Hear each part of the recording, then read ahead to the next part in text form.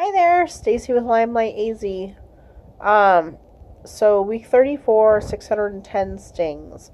We ran into a problem. We recently moved. I mentioned that we set our little bee house underneath a oleander bush. And apparently, oleanders and bees don't really get along.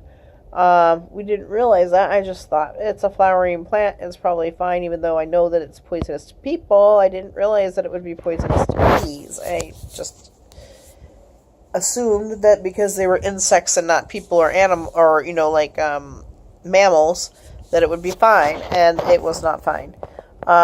We had our bee house refilled. We got that on Thursday, and noticed pretty quickly that a bunch of bees were dying. And then by last night, they were dead. We ended up missing my stings on Saturday for some other reasons. And at that point, there was only a few alive. And then by last night, they were dead. So we ended up not doing the full stinging this week that we had wanted to. Turns out oleanders are poisonous to bees. It's one of the top 10 most poisonous plants for bees. It looks like they don't tend to go after the oleanders, so like having them in the neighborhood and stuff shouldn't be a problem. But it is an issue, of course, if you put their house right under the oleander bush. And so what we think happened was that we had a day last week that rained, and so it got the box wet, and so we're guessing oils or whatnot came off of the oleander bush and onto the box. In addition to if the bees were pulling anything off of the oleander bush. In addition to that being the problem, it sounds like when, as the pollen, we don't have flowering oleanders right now. It's not the right time of year for that. But it sounds like that as stuff from the oleander dries, it makes it a bigger problem. So it makes sense after having had the rain, probably I think it was Wednesday, and then dried out. Or no, it probably would have been Tuesday. It rained Tuesday, dried out on Wednesday, which killed off the rest of those bees that we had in there, and then got the new bees and had those on by Thursday morning, and then they were dead for the most part by Saturday. There was only a handful of them left, and we had probably a good 100 or so in the box. So that really sucks. Now we aren't getting the bees filled because we're pretty sure the box is just going to kill them. And so we have to either buy a new box or have Logan make a new box, which is going to take woodworking equipment.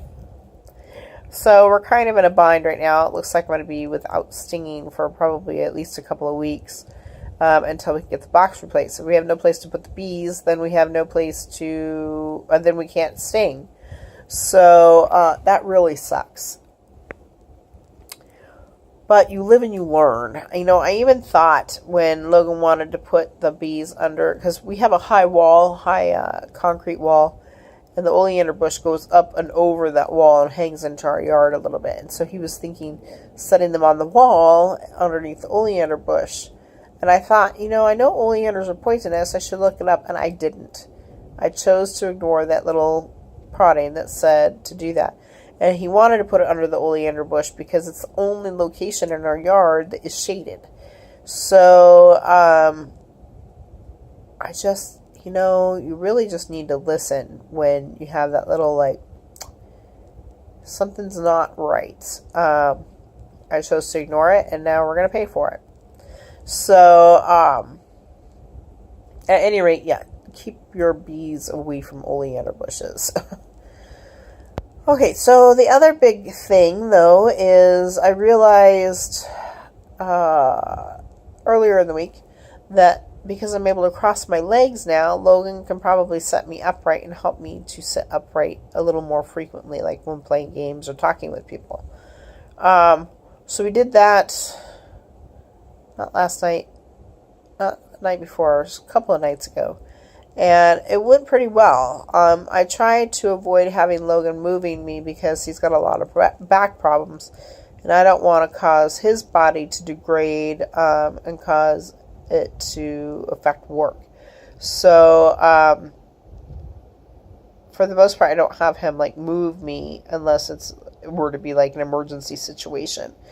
But realized that he could probably set me upright, and that wouldn't be too hard. And it wasn't. It was fine on his back. And so he was able to get pillows and stuff propped up behind me so we could play games a couple of days ago. And I could be a little more, not exactly vertical, but, closer. And then I thought, I'd really like to try to sit at the edge of the bed. So we did that last night for the first time in months. The last time I sat vertical was when I had my hair washed. And that was before I shaved my head. And I think it's been almost 3 months since I shaved my head. So it's been quite a while since I've sat up. So sat vertical, we're able to get my feet swung over. I was able to move my feet and my legs, and it wasn't all that terribly painful. The worst part was going a little too far forward for my hips. My hips aren't used to being having my knees that close to my chest. So that was a little bit painful, but that was not like a Lyme painful. It was a stiffness painful. So we did get my legs hanging over the edge of the bed and me upright and able to just sit there. Was very, very nauseous, extremely nauseous. We did it twice last night. And the first time, I really wanted to hurl pretty much the whole time. The second time, it wasn't so bad until about 8 minutes in. And then I started really noticing nausea. And by 13 and a half minutes, I started getting really nauseous. Well, the first time, I chose to ignore being really nauseous, and I nearly passed out. So once I started getting really nauseous on the second round, I decided to go ahead and lay down. But yeah, the first time we got to, I think, around 10 minutes. The whole time I was nauseous and got especially nauseous toward the end and really not feeling well. The other interesting thing was my head doesn't exactly spin, but everything feels really weird.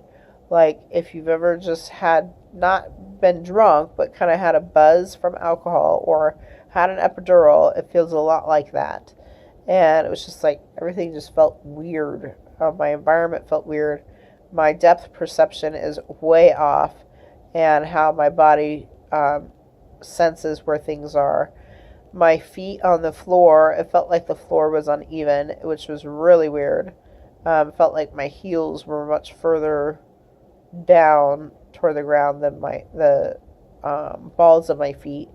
So it felt more like the balls of my feet my feet was at an angle like this because of the floor. The floor, I kept asking Logan, I'm like, are you sure this floor is even? Because it feels really weird. And then I had the lightheadedness the first time. I didn't have it the second time, I think, because I bailed on sitting up after a little while. And boy, was I tired. I cannot believe just sitting up causes that much stress to my body that I am exhausted. I mean, I felt like I had worked out for 2 hours or had just had a baby. I was so tired from just a few minutes sitting up. Apparently, it's probably partially due to the stress on my heart, because my heart is not used to pumping uphill anymore. And so my body is just having a hard time acclimating to this upright position. I have no idea how long this will take. It's going to be a while, I'm guessing. I also know that, when I was sitting there, I can move my legs, like I can in bed, but I can't, put weight on my legs, and it's not because of pain like it used to be. It's just I would try to reposition my butt, and it just wasn't happening. It was like I may as well be glued to the bed. Also, it hurts to sit on my butt. Apparently we train our butts to be sat on, and this is new because it hurts to sit on my butt. It's like the muscles aren't used to being sat on anymore. And so that's really bizarre to be like, it hurts to sit on my butt. And so yeah, I've got a lot of work and a lot of muscle building needing to do. But now I'm sitting up. We're going to be doing that probably at least twice a day, or twice an evening. We would do it during the day if Logan were home, but my mom can't help me sit up, so it's just going to have to be in the evenings, and we'll probably shoot for at least twice. Each time it takes about an hour to recover. After the first time, I was seriously considering going to bed, but then after about an hour, I felt better, and so I went and shot for a second time. And when I flopped back down on the bed, I ended up staying in the same position for probably a half hour and almost falling to sleep that way, even though I was in a terrible position on the bed for sleeping. And I was so tired from it that I couldn't even move. So it was very interesting experience. Not one that I really am going to be looking forward to doing multiple times a night, but obviously, in order to get my body used to pumping blood uphill again and try to start building some of the muscles that are required, like in my butt, to sit on, we're going to have to start doing this as often as possible. So I did get a little bit further on the second round. I was able to get to 13 and a half minutes. And the first time we didn't time it, but I believe it was right around 10 minutes. So it's progress. My number one goal, big goal, is to take a shower. That's not happening until I can get on my legs and then be able to move from one seat to the next.